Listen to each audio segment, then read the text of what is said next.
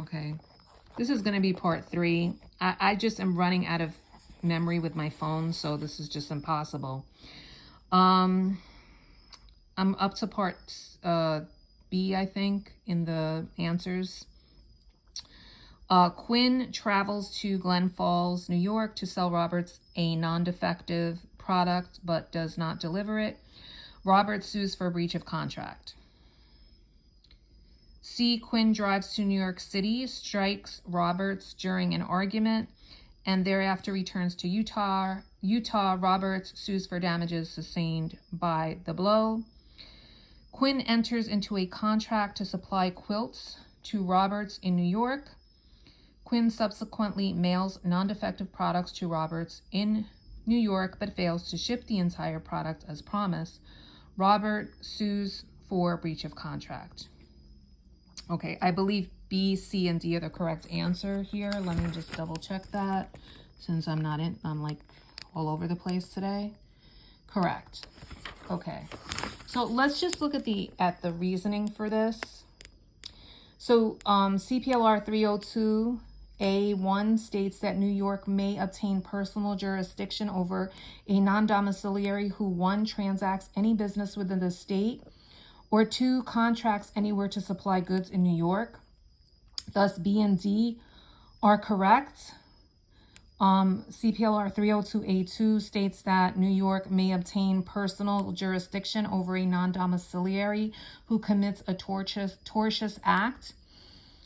Example, an act that injures another within the state. Thus, choice C is correct. A is incorrect under CPLR 302A3 because there is an insufficient connection to New York. No regular solicitation of business in New York or substantial revenue from interstate commerce.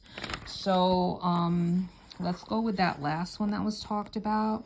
So this was A. This was the incorrect one. Robert buys a defective product from Quinn in Utah and is injured by the product in New York.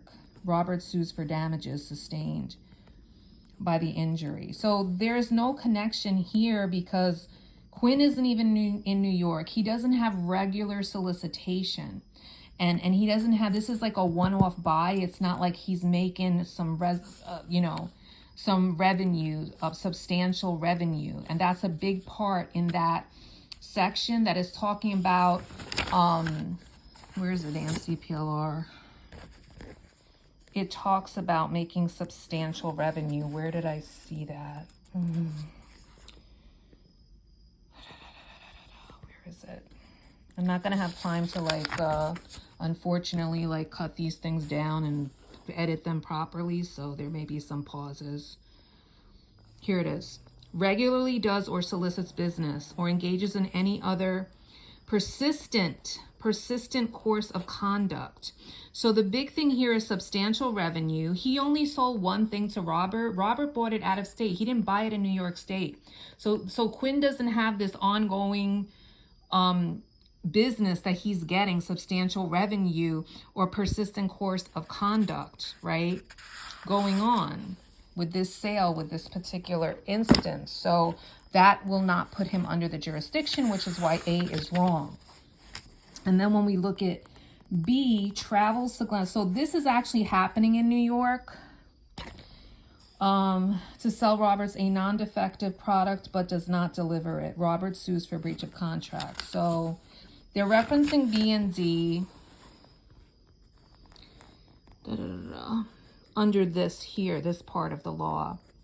Transacts any business within the state. There it is. He transacted business within this. Quinn came to New York, to Glen Falls, New York, and he transacted business within the state. So that put him in the jurisdiction. Okay, this part is going to go with D, contracts. So contracts anywhere to supply goods. Contracts anywhere to supply goods in New York. And that's answer D.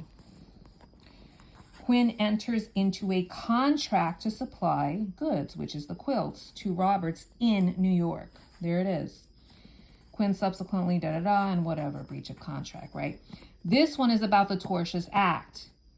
So Quinn drives to New York City. He strikes Robert during an argument. So that's the tortious act. He injures Roberts within the state of New York. Now, if he did it without the state, that would also put him in jurisdiction. But this one is an example of within the state. Where is it? During an argument and thereafter returns to Utah, Robert sues for damages sustained by the blow. And that's it. Okay, so this one always gets me. It drives me crazy, this section, so I had to do a video. It's a 3-part video. I'm sorry that I cannot, I don't have time to edit it. You know, there's going to be some pauses and stuff, but I don't really have a good setup as far as a study setup, so excuse me for that.